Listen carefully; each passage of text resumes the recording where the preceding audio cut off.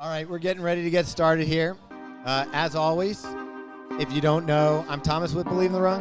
And this is Meaghan with Believe in the Run. And this is listening actually to The Drop, but it's The Drop live in Austin, Texas. We've never done this before, so yeah, thank you. Thank you to that one guy over there. But we've never really done it like this before, so if there's some gaffes or some mistakes, well, it's to be expected. Anyway, we are here with our Puma people. Meg, do you want to introduce everybody? No, I want them to introduce themselves. All right, why don't we start with Amy then at the end and work our way back to me. Hi, I'm Amy Cragg. I'm a former professional distance runner, and now I am a coach of these two right here, as well as a group in North Carolina. So I'm really excited to be working with Puma and excited to be here. Hi, everyone. My name is John Dressel. I'm a new member of the Puma Elite running team in North Carolina. I'm excited to be here as well. What's up? My name is Taylor Werner. I went to the University of Arkansas and turned pro in December, and now I'm with Puma for about a year now. So, yeah, it's really excited to have a team. Yeah. John, did you mention you went to Colorado? That's correct, yeah. He's a Buffalo. Go Buffs. We got a Razorback and a Buffalo sitting next to each other. No fights. Woo pig, always. And I have to say, Amy was a little bit humble.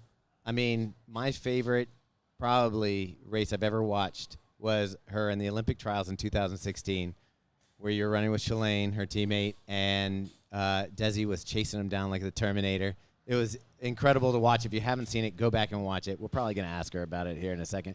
But before we get started, we want to do a little thing so that we understand your sense of humor. Oh, no. Right. So can you tell us, in comedy movies, what would be your favorite movie or favorite actor in comedy movies? My favorite, oh gosh. I mean, I love all the old SNL people. Like, I love Kristen Wiig and Tina Fey and Will Ferrell and Adam Sandler, all those guys. So, All right. Will Yeah. Ferrell is the correct answer. We'll move on to John. Yeah, I'm thinking about Will Ferrell, Jim Carrey. Yeah, All right. those two guys. So I grew up watching Best of Chris Farley. Okay. So I'm a That big guy in a little coat. We love Fat Guy in a Little Coat. But him, David Spade, Adam Sandler, I love Will Ferrell too. Just great people. All right, so we now know where the level is. That's kind of like our IQ test for these things. So if we get really stupid, we know that you'll come with us. All right, Meg, do you want to get started? Yeah, so Amy, if you're cool, we'd like to start with you. I'm cool. All right. Talk to us a little bit about retirement and transitioning to becoming a coach. So my last few years as a pro runner, overall, I had a really incredible career. Like, I feel very, very fortunate and really lucky with everything I was able to do and all the different people I was able to meet. But it was definitely a tough transition to finally make the decision to stop running. Fortunately, being a coach has actually really fulfilled that part of me. So it's been really fun, and I'm really enjoying this new role. Yeah, so tell us a little bit more about the group that you formed and working with Puma. So the group we formed, we kind of decided, we'd been talking for a while. In my career, I really feel like I had the most success at the very end when I was part of a team, and when I had people around me and a certain support system. And so there aren't that many groups out there like that, and we wanted to create another one just to give more athletes more opportunities, because I think a lot of athletes are kind of falling through the cracks just because there aren't that many groups out there. And so we drove around the country, we sold our house, bought a camper van, and searched everywhere for the right location and settled on North Carolina. It's just been a wonderful experience. Like, just so much fun with these guys. And what sort of athletes are in the group? Like, what distances? So we have athletes from the 5K through the marathon. We would be open to mid-distance as well, but currently that's where our focus is. And we have 4 women, 4 men right now. I heard right there, anybody here a mid-distance runner? Because I just heard they're looking for people. We're recruiting. So just step up later, wipe the barbecue off your face, and come talk to Amy. I'm not going to let Amy slide past this. I mentioned her run in Los Angeles, but I want to know, what is your favorite moment in your career? So that was one of the top ones for sure. That was a really special moment, especially because I qualified with Shalane, who I was currently training with and who is a really close teammate, and then Des, who is actually my teammate at Arizona State. So it was really, like, it was the dream team. Like, that's exactly who I would have wanted to make it with in that moment. But my favorite would have to be my world championship medal in London in 2017. Crossing the finish line there, that was definitely the most special. That was it? Yeah, All that right. was it. I got to imagine there's some sort of chill when you know you made the Olympics, though. Like, like, did it dawn on you right away, or did it take time to settle in that, hey, I'm going to, at that time, Rio, right? It seems, yeah. Both times, it took me a while. Like, it took a few days for it to sink in. I couldn't believe it was actually happening. You think about it for so long that when it actually does happen, then you're sitting there in your hotel room that later that night, you're like, wait, am I still dreaming this, or did that actually happen? Were there beers and champagne on the floor, or was it a sober night? We had fun. Okay. All right. So Puma, as the sponsor of this group that you're building a team, what is it like to have the power of Puma behind you to build this team in North Carolina? What does it mean to you with the product, with the attention? Like, what are they giving you to make this successful? As we've seen in the past with Puma, when they decide to go into something, they do it right. And that was what we were so excited for. We've seen it across all other sports. We've seen it in track and field multiple times. And so we knew as soon as we had their support that it was going to be something special.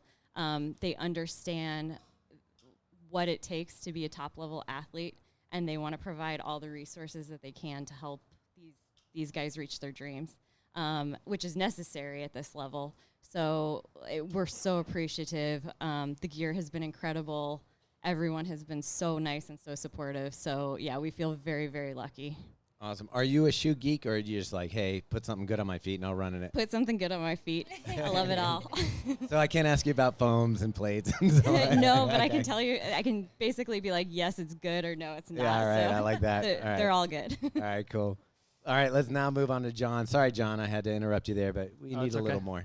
All right, so John, tell us what distance you race and how you got involved in this Puma group. Yeah, I mean, joining this group, I'll be focusing primarily on the 5K and 10K. And, you know, I've had my ups and downs in college, but was very excited about the opportunity to keep pursuing my dreams post-collegiately. This is something that I've always envisioned myself wanting to do and thought I was capable of doing. So, yeah, I mean, I wouldn't say it was, you know, everything went perfect for me in college, but this opportunity is something that you can't turn down if you're excited about it. So, yeah, I'm super, super happy. All right, I have two questions off of this. One, I hate the 5K, and I'll tell you why. It hurts so much. Like, marathon, you kind of ease into the pain. Yeah. 5K, it's like you go off. You may get a quarter mile before you start hurting if you're running it, I guess, right? What's your strategy to a successful 5K? Sorry, Taylor.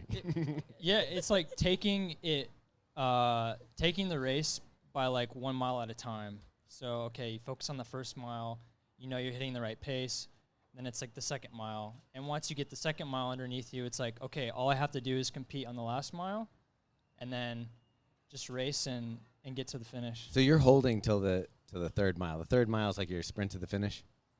Honestly, like the key is just run as relaxed as possible for the first 2 miles, running the pace that you're trying to hit, and then it's just compete like you can in the last mile, and the time should follow.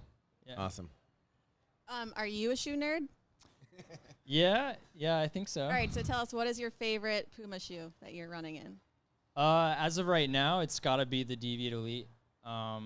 It's just an incredible shoe to work out in. I did my first race in the Deviate Elite on Thanksgiving at the Manchester Road Race, and had a pretty good race, I thought, for myself in the pro kit for the first time. I was 4th overall.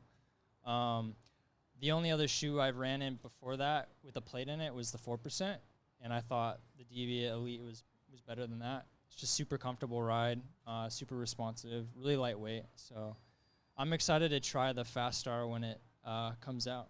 Does this one fit? Unfortunately, my foot's a bit too small. It probably wouldn't fit that one, but yeah. So you mentioned that you had some good times in college and some not so good times in college. I feel like you learned the most from the bad performances. Is there anything you can think back on and think, I'm almost glad that happened, like I learned this? Yeah, I mean, you're definitely, when you have that time away from the running with the team, you're kind of trying to figure things out with your body, getting back to full health. There's a lot of time to reflect on things, and I think when you come back from that time of injury and you start, you have these goals set for yourself, and they're pretty lofty goals, but if you accomplish those goals, it's like, wow, okay, like, this is what makes running special, you know? All that hard work and just focus of taking it week by week when you're hurt, and everyone's out there doing what you want to be doing, but you can't because you are injured. It makes those times where you find that success and you achieve those goals like that much more meaningful, especially on the team level. So I've had a few NCAA cross-country races that come to mind when I think about that. So you're on the team now. Yeah. That's got to feel good. It feels great, yeah. Yeah. What does it mean to you to be, well, one, professional, and two, to have the support of Puma? Like, what do you get out of that for your running? Yeah, I mean, I think it's good that we're also kind of new to this thing. We're all young, so there's a lot of positive energy around it. I'm excited to work with Puma because it's not like they're a new brand, but they're stepping it up again in the running sphere of things. So I'm excited to kind of make my contribution to push the brand and go forward and compete, with the top dogs. Not that Puma's not a top dog, but. Yeah, I like that you're saying it's what you can bring to Puma, not what Puma can bring to you. So I like that. That's good. Bringing the fire. A couple more questions. When you're like looking at the future, near term, what are the goals? And then long term, what do you envision? Yeah, I think near term, it's about trying to obviously stay healthy, get consistent training in, and enjoy it, and then not put too much pressure on yourself and be too serious about it. But then hitting those the World Championship qualifying times, to where you have the opportunity at the USA meet to be like, okay, I've got this time underneath me. Like, all I have to do is compete and make that team. And then it's after that, hitting those marks and then making the teams, and then competing at a very high level at those big races. Yeah. All right, Taylor. Yo. First, thank you for being so patient, Taylor. I know Jonathan was hogging that microphone, wasn't he? But yeah, so I got a chance to run with Taylor this morning, and it was a lot of fun. I hope you enjoyed it. I'm flattered, really. It was great. Wow. I'm blushing now. All right, I'm going to hand off to Meaghan. All right, Taylor, similar question. What distance are you racing, and how did you join the group? Yeah, so I'd say I'm mainly a 5K runner. I thought I'd be more 10K, but we're seeing that I think 5K is going to be my main event for a while. I'm sure I'll move up slowly, as the rest of us will. I went to the University of Arkansas. It's a big track school. Prior to me going there, they won their first indoor national championship, followed by an outdoor, and I was sold. I had a really small team in high school, and I love the team aspect. So that's where I went to college, and things were going well, then they weren't going well, and then my coach told me I was going to redshirt, and they said, hey, I think this team could win a national championship, and I took off. I was all for that, and that was my breakout year. And for me, it was because I had people to do it for, and then once that happened, it was like, whoa, I found something in myself that I had never seen, and it was good enough to be a professional, and that was just crazy for me. So then I got a call from Alistair and Amy, and they told me their vision. We want to create a team, and we want to be a family, and we want to work together. And I mean, I had that in college, and it worked. So why wouldn't I want to come here? So I think it was like 5 minutes, and I called my dad. I was like, hey, so like I think I'm going to turn pro. It was not a hard decision for me. In fact, I didn't really talk to any other groups just because like it was just exactly what I wanted. Pretty awesome. I'm going to ask you the same question since you like the 5K. Ugh, such a hard distance. It's like if you do the short distance, it's over quick. If you do the other one, I guess it's over quick for you. It's still not over that quickly for me, the 5K. But same question I asked John. Like, what's your strategy for getting through a fast one? You shouldn't tell me this because now I'm questioning my event. Just move up to the marathon. Yeah, I'll just do marathons instead. It's so much easier. John did a great job of explaining it. I'll do my best here. You start off, it's kind of like running onto a treadmill that's at full speed. You just kind of get used to it. It's like, okay. I can't go mile to mile. I go lap to lap. And, it's a lot of mind games. So I like to tell myself, run stupid.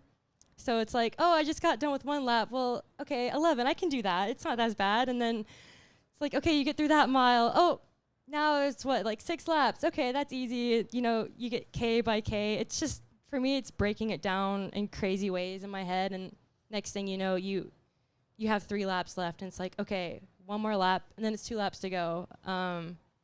I love kicking at the end. I'm not going to say I have a kick because that, I've gotten out kicked several times. So, it's kind of fun. Like, okay, if I'm there with a lap to go or 600 to go, I might be able to kick, and that's the best part of racing, right? So it's just being stupid and trying your best to just be there at the end. I like that. That's good advice for the audience. So just run stupid. So, good runners are stupid people. That's the message. Like No, just kidding.